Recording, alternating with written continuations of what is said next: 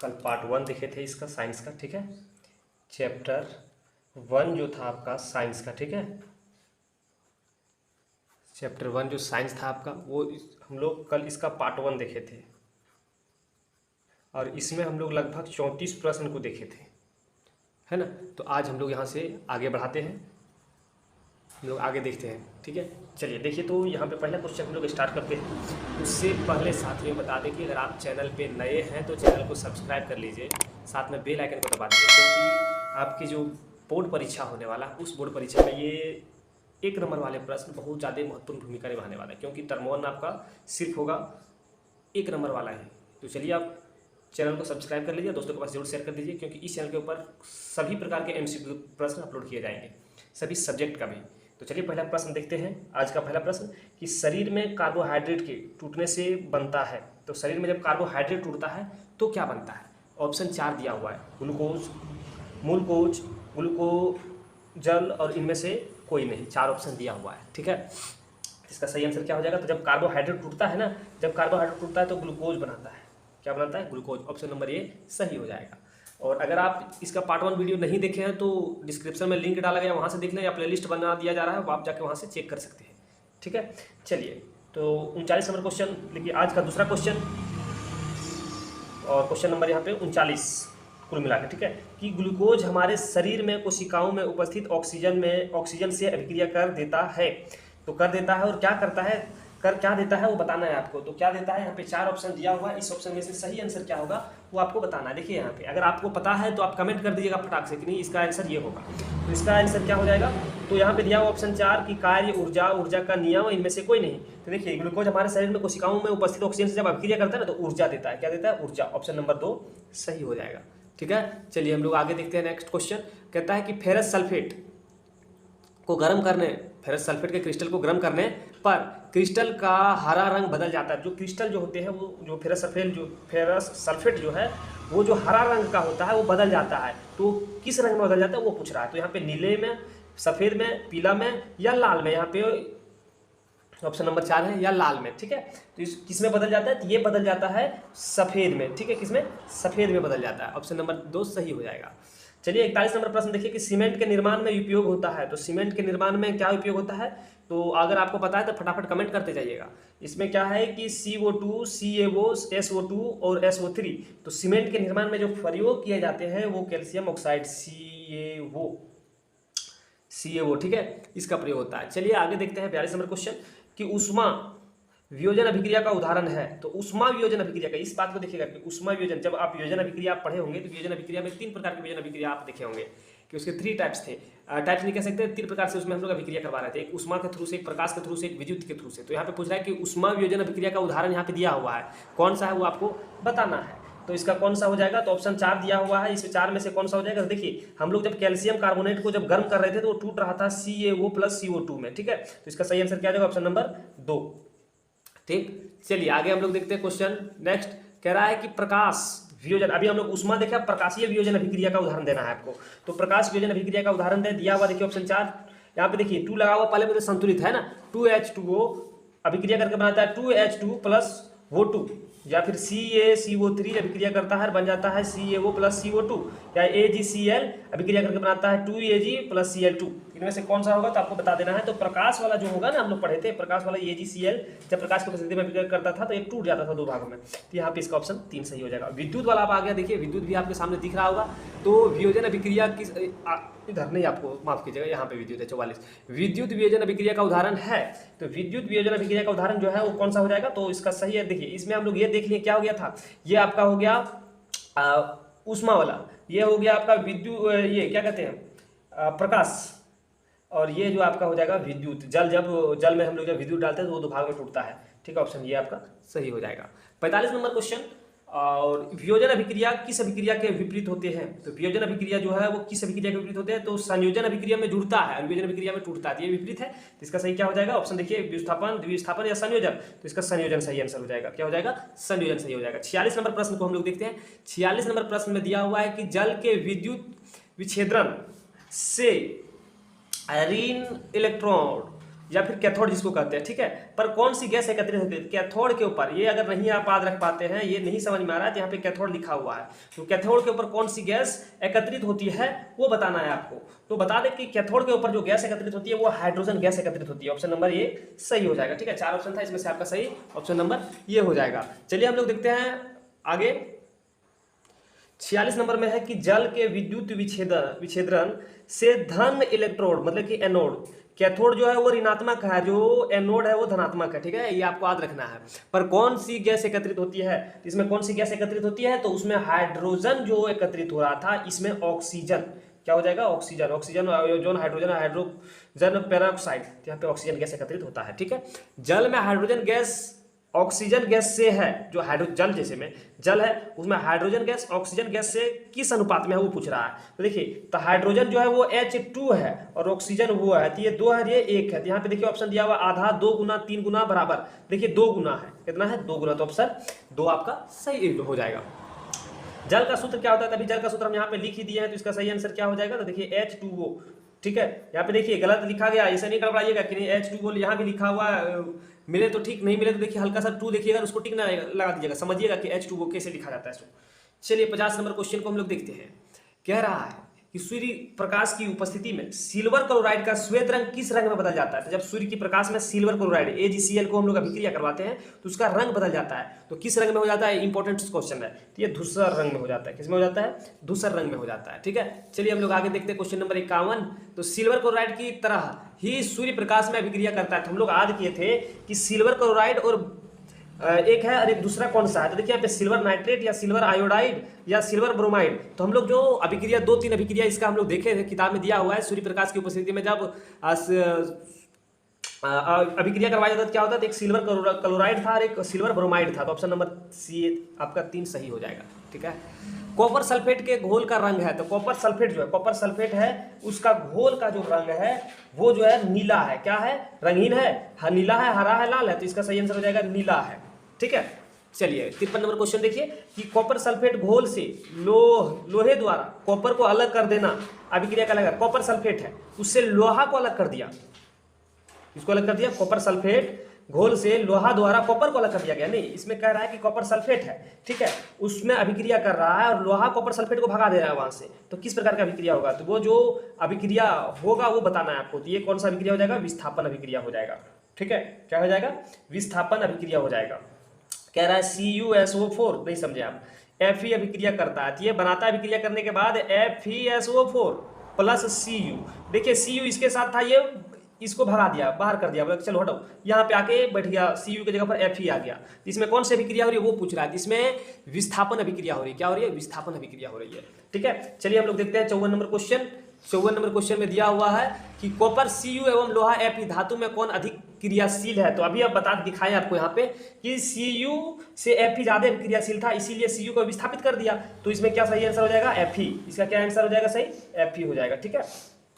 आप 55 number question को आप देखिए। 55 नंबर क्वेश्चन में कि रासायनिक समीकरण ZnCuSO4 अभिक्रिया करता है और बनाता है Cu प्लस ZnSO4, ठीक है, ये अभिक्रिया करके बनाए, किस प्रकार की अभिक्रिया को दर्शाता है। तो अभी देखिए यहाँ पे विस्थापन अभिक्रिया या द्विविस्थापन अभिक्रिया दर्शा रहा है वो समझिए। यहाँ पे Cu था SO4 के साथ, जब Zn से अभिक्रिया किया तो यहाँ पे SO4 से छोड़ दिया और मतलब कि इसको Cu को Zn ने विस्थापित कर दिया, Cu को Zn ने क्या किया, विस्थापित कर दिया, विस्थापित कर दिया है, ठीक है। अब विस्थापित कर दिया, कौन सी अभिक्रिया हो सकती है, द्विविस्थापन, विस्थापन, संयोजन, वियोजन। तो विस्थापित कर दिया तो यहाँ पे विस्थापन अभिक्रिया हो जाएगा, ऑप्शन नंबर 2 सही हो जाएगा। एंड 56 नंबर क्वेश्चन देखिए कि रासायनिक समीकरण CuCl2 plus PbCl2 plus Cu किस अभिक्रिया को दर्शाता है। तो ये भी आपको दर्शा रहा है, वो भी दर्शा रहा है, विस्थापन अभिक्रिया को ही दर्शा रहा है, ठीक है, क्योंकि इसमें Cu को फिर हटा दे रहा है, Pb ये अधिक ताकतवर था Cu से, Cu को बाहर कर दिया, उसके साथ Cl के साथ ही जुड़ गया, ठीक है। देखिए तो चलिए हम लोग आगे देखते हैं क्वेश्चन नंबर 57। तो 57 क्वेश्चन के ऊपर आ गए कि उपचयन अभिक्रिया में, जो उपचयन अभिक्रिया उसमें क्या होता है। ऑप्शन 4 दिया हुआ है कि हाइड्रोजन का योग, नाइट्रोजन का योग, ऑक्सीजन का योग, योजोन का योग। तो इसका सही आंसर क्या हो जाएगा, तो देखिए यहाँ पे उपचयन जहां भी लिखा हुआ रहेगा वहां पे आप साथियों याद रखिएगा, उसमें ऑक्सीजन जुड़ेगा। क्या होगा, ऑक्सीजन जुड़ेगा, वो ऑक्सीजन इसमें ऐड होगा। क्या होगा, ऐड होगा, ठीक है, ऑक्सीजन ऐड होगा, याद रखना। तो इसमें क्या हो जाएगा, यहाँ पे इसका सही आंसर क्या हो जाएगा, इसका हो जाएगा ऑक्सीजन योग्य होगा। ठीक है, इसमें ऑक्सीजन जुड़ेगा, हाइड्रोजन हटेगा। आगे देखिए अपचयन अभिक्रिया। अपचयन अभिक्रिया में देखिए कि अपचयन अभिक्रिया में क्या होता है, तो हाइड्रोजन का ह्रास होता है, नाइट्रोजन का ह्रास होता है, या फिर ऑक्सीजन का ह्रास होता है, या ओजोन का ह्रास होता है। ह्रास मतलब कि कमी, मतलब घटना जी हाँ, घटना। ठीक है, तो क्या होता है, तो उपचयन में ऑक्सीजन जुड़ रहा था, तो अपचयन में ऑक्सीजन क्या होगा, ओकर उल्टा हो जाएगा। इसका क्या होगा, ऑक्सीजन ह्रास होगी, मतलब कि वो घट रहा है। इसमें क्या होगा, याद रखना, उपचयन में ऑक्सीजन जुड़ेगा और इसमें अपचयन में ऑक्सीजन घटेगा, याद रखिएगा। ठीक है, चलिए 59 नंबर क्वेश्चन को हम लोग देखते हैं। 59 नंबर क्वेश्चन में दिया हुआ है कि किस धातु का संक्षारण अधिक खतरनाक है, मतलब स्पीड हो रहा है, अधिक स्पीड तेजी से होता है या खतरनाक साबित हो रहा है। तो क्या है कि देखिए खतरनाक जो साबित हो रहा है यहाँ पे धातु 4 चांदी, तांबा, लोहा और एल्युमिनियम। इसमें से सबसे ज्यादा खतरनाक जो है साथियों बता दें कि जो है लोहा है। क्या है, लोहा का संचरण खतरनाक साबित हो सकता है। 60 नंबर क्वेश्चन, अभी तक हम लोगों ने 60 क्वेश्चन देख लिए हैं चैप्टर नंबर 1 से। ठीक है, अगर अभी पार्ट 1 आप नहीं देखे हैं तो जाइए पहले देखिए उसको भी। ठीक है, इसको खत्म कीजिए, उसके बाद उसको देखिए और वीडियो को दोस्तों के पास जरूर शेयर कर दीजिएगा। चलिए हम लोग देखते हैं कि इस धातु का संक्षारण तब होता है जब वह संपर्क में आता है। किसके संपर्क में आता है तो संक्षारण होता है, वो पूछ रहा है। तो ऑप्शन दिया हुआ है, उस ऑप्शन को हम लोग पढ़ते हैं। तेल एवं हवा के संपर्क में, जल एवं तेल के संपर्क में, या जल या एवं हवा के संपर्क में, किसके संपर्क में आप आता है तो होता है। तो आप बता दीजिएगा साथियों कि इसका सही आंसर क्या होगा। तो जब लोहा जो है, आप समझिए एक धातु, लोहा ही नहीं अदर धातु भी हो सकता है, लेकिन आपको समझाने के लिए कह रहे हैं हम कि एक लोहा जब वायु और जल के संपर्क में आता है, बरसात के टाइम में अभी जो चल रहा है समय, उस समय आता है, तो क्या इसमें आप देख पाएंगे कि उसमें जंग लगना प्रारंभ हो जाता है। तो इसमें क्या है कि हवा भी चल रहा है और जल भी है, तो होता है। तो इसका सही आंसर जल एवं हवा। ठीक है, चलिए 61 नंबर क्वेश्चन, लोहा के संक्षारण में लोहे के ऊपरी परत का रंग हो जाता है। जब लोहा का संक्षारण होता है तो लोहा के ऊपर एक परत जमता है, उस परत का रंग क्या होता है। तो ऑप्शन 4 लाल भूरा, लाल हरा, हरा काला। तो जब आप देखे होंगे कि लोहा का कोई वस्तु आपके घर में दिखा होगा और या मिला होगा, तो आप जब देखे होंगे कि उसका जो उसके ऊपर जो जंग लगा हुआ रहता है, ठीक है, तो उस जंग का रंग किस प्रकार का होता है। तो आप देखिए कि भूरा रंग का होता है। ठीक है, भूरा रंग का होता है। तो यहाँ पे देखिए भूरा रंग अकेला दिया नहीं है, तो लाल और भूरा हो जाएगा, ऑप्शन नंबर 1 सही हो जाएगा। ठीक है, चलिए 62 नंबर क्वेश्चन देखते हैं कि संक्षारण से बचने का उपाय क्या है। तो संक्षारण से बचने का उपाय 4 ऑप्शन दिया हुआ है। धातुओं पर कपड़ा लपेट कर, नहीं धातु के ऊपर कपड़ा तो लपेटेंगे नहीं हम लोग, अगर इसको लपेट देते तो दिक्कत होगी। धातु पर मिट्टी का, धातुओं के ऊपर मिट्टी लगाकर संक्षारण रोका जा सकता है, जी नहीं। धातु पर जस्तीकरण करके, जी, उसके ऊपर हम लोग लेप चढ़ाकर, उसके ऊपर घोल चढ़ाकर हम लोग उसको रोक सकते हैं। तो ऑप्शन 3 सही हो जाएगा। चलिए 63 नंबर क्वेश्चन की विकृत गंधिता होती है। तो विकृत गंधिता अपचयन के कारण, संक्षारण के कारण, उपचयन के कारण, वियोजन के कारण। तो इसका सही आंसर क्या होगा। तो इसका सही आंसर हो जाएगा उपचयन के कारण, ऑप्शन नंबर 3। जी, ऑप्शन नंबर 3 इसका सही आंसर होगा। अब 64 नंबर क्वेश्चन देखिए, नहीं दिख रहा है ना, चलिए हल्का सा ऊपर बढ़ाते हैं हम लोग स्क्रॉल करते हुए, कि चांदी का संक्षारण के बाद रंग में होता है या हो जाता है। चांदी का जब संक्षारण होता है तो उसका रंग कैसा होता है। तो अभी आप सभी देखेंगे, आप सभी के घरों में माँ बहनों के पास चांदी का जेवर जरूर पड़ा हुआ होगा। जब उसमें जंग लग जाता है तो उसके ऊपर जो रंग होता है वो किस रंग का होता है, आप बता दीजिएगा। इसका आंसर आप कमेंट करके तुरंत बताइएगा। ठीक है, चलिए हम लोग जान लेते हैं। इसका जो आंसर होगा, चांदी का संक्षारण के बाद रंग हो जाता है, वो काला हो जाता है। क्या हो जाता है, काला हो जाता है। 65 नंबर क्वेश्चन, तो दिया हुआ 65 में कि उपचयन अभिक्रिया को रोकने वाले पदार्थ को कहते हैं। तो उपचयन अभिक्रिया को रोकने वाले पदार्थ को कहते हैं कि उपचायक, अपचायक या प्रति उपचायक। तो प्रति उपचायक कहते हैं। क्या कहते हैं, ऑप्शन नंबर 3 आपका सही हो जाएगा। ठीक है, चलिए हम लोग देखते हैं नेक्स्ट क्वेश्चन आगे आ गया हम लोग यहाँ पे 66 नंबर क्वेश्चन, कि कौन संतुलित रासायनिक समीकरण है। तो यहाँ पे देखिए कि संतुलित रासायनिक समीकरण, आप समझिए संतुलित रासायनिक समीकरण किसको कहते हैं, कि दोनों साइड LHS बराबर RHS होना चाहिए। ठीक है, RHS होना चाहिए। जितना जो भी तत्व है, जो भी पदार्थ है, जितना इधर होगा उतना ही इधर होना चाहिए। ठीक है, उसी को कहते हैं संतुलित। तो देखिए इधर Na1 है, इधर Na2 हो गया, यहाँ पे 2 लगा दिया गया है, संतुलित कर दिया गया है यहाँ पे। तो यहाँ पे ये तो पहला खत्म हो गया, यहीं पे नहीं होगा। दूसरा देखिए यहाँ पे 2 NaCl, इधर 2 Na है, इधर 2 Na। चलिए आगे, ठीक है, Cl देखिए, इधर 2 Cl है, यहाँ पे 4 Cl हो गया, 2 दूनी 4 Cl। तो ये भी नहीं होगा, खत्म हो गया। अब देखिए तीसरा बचा हुआ, इधर यहाँ पे 2 Na और यहाँ भी 2 Na, यहाँ पे 2 Cl, यहाँ भी 2 Cl, यहाँ पे 4 हाइड्रोजन है, यहाँ भी देखिए 2 हाइड्रोजन यहाँ पे है और यहाँ पे 4 हाइड्रोजन इधर। ऑक्सीजन 2 से मल्टीप्लाई करेंगे तो 2। जी हाँ, तो ऑप्शन आपका 3 सही हो जाएगा। ठीक है, चलिए हम लोग देखते हैं 67 नंबर क्वेश्चन की संतुलित समीकरण है। तो ये भी उसी तरीके से देखिए कि इधर 2 हाइड्रोजन तो इधर 1 हाइड्रोजन, ये तो हुआ नहीं, खत्म हो गया। इधर यहाँ पे 2 सोडियम है और इधर भी 2 सोडियम है, वेरी गुड। लेकिन यहाँ पे इधर 2 ऑक्सीजन और इधर 1 ऑक्सीजन है, ये भी आपका खत्म हो गया। ठीक है, अब ऑप्शन नंबर 3 देखिए कि इधर 2N2 और इधर 2 मतलब इधर 2N है, इधर 2 भी 2N है और इधर 6 हाइड्रोजन, इधर भी 6 हाइड्रोजन, तो ऑप्शन नंबर 3 आपका सही हो जाएगा। ठीक है, चलिए 68 नंबर क्वेश्चन देखते हैं कि संतुलित समीकरण है। तो संतुलित समीकरण कौन सा है, देखिए Pb, इधर 1 Pb इधर 1 Pb है। ठीक है, इधर यहाँ पे नाइट्रोजन जो है वहां पे 2 है, इधर 1 है, ये तो होगा नहीं, खत्म हो गया, यहीं पे नहीं मिला। पोटेशियम, इधर 1 पोटेशियम इधर 1 पोटेशियम, वेरी गुड। इधर 2 हाइड्रोजन इधर 3 हाइड्रोजन है, ये भी यहाँ पे खत्म हो गया। अब इसमें देखते हैं कि Mn जो है 1, इधर Mn 1, ऑक्सीजन इधर यहाँ पे है 2, इधर ऑक्सीजन 1 और यहाँ पे 2 ऑक्सीजन 2, संतुलित हो गया। हाइड्रोजन यहाँ पे 4 है, इधर हाइड्रोजन देख लेते हैं, 2 2 4, वेरी गुड। यहाँ पे जो यहाँ पे Cl है, क्लोरीन इधर 4 है, इधर देखते हैं 2 Cl और 2 Cl 4, इसका सही आंसर हो जाएगा ऑप्शन नंबर 3। ठीक है, चलिए हम लोग देखते हैं नेक्स्ट क्वेश्चन, क्वेश्चन नंबर 69। ठीक है, किस रासायनिक अभिक्रिया के समीकरण के कारण दीवारों पर चमक आती है। तो दीवारों पर जो चमक आता है वो किस अभिक्रिया को कारण होता है। तो इसमें देखिए जो चमक आता है ना, उसमें क्या है कि जब इसके ऊपर हम लोग कैल्शियम ऑक्साइड जो है, इसको जब हम लोग कार्बन डाइऑक्साइड डाल दिया जाता है तो आपका इसके ऊपर चमक आ जाती है। तो आपका ऑप्शन नंबर 2 सही हो जाएगा। ठीक है, इसका क्या होगा, 2 नंबर सही हो जाएगा। ग्लूकोज के साथ ऑक्सीजन की अभिक्रिया का समीकरण है। तो ग्लूकोज के साथ, तो ग्लूकोज का जो समीकरण होता है वो क्या है, तो इसका हम लोग जानते हैं कि जो समीकरण होता है वो होता है C6H12O6। जब ऑक्सीजन से अभिक्रिया करता है तो बनाता है कार्बन डाइऑक्साइड प्लस जल।